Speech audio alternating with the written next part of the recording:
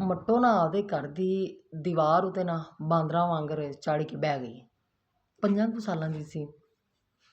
ਉੱਚੀ ਉੱਚੀ ਤਰਾਨਾ ਗਾਵਣ ਲੱਗ ਪਈ, ਦਿਲ ਦਿਲ ਪਾਕਿਸਤਾਨ, ਜਾਨ ਜਾਨ ਪਾਕਿਸਤਾਨ।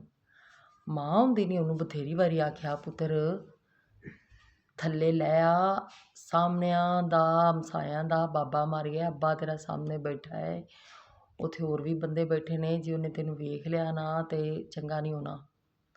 ਆਂਦੀ ਚੱਲ ਨੀ ਮਾਂ, ਆ ਜਾਵਾਂਗੀ ਥੱਲੇ। ਮੈਂ ਤਾਂ ਇੱਕ ਵਾਰੀ ਗਾਣਾ ਗਾਉਂਦੀ ਪਈ ਹਾਂ, ਦਿਲ ਦਿਲ ਪਾਕਿਸਤਾਨ, ਜਾਨ ਜਾਨ ਪਾਕਿਸਤਾਨ। ਉਹ ਬਥੇਰੀ ਵਾਰੀ ਉਹਦੀ ਮਾਂ ਨੇ ਆਖਿਆ ਪਰ ਨਾ ਲੱਥੀ।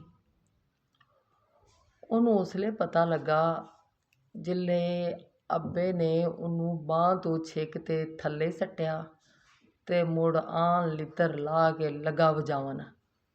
ਆਂਦਾ ਹੁਣ ਆਖ ਦਿਲ ਦਿਲ ਪਾਕਿਸਤਾਨ।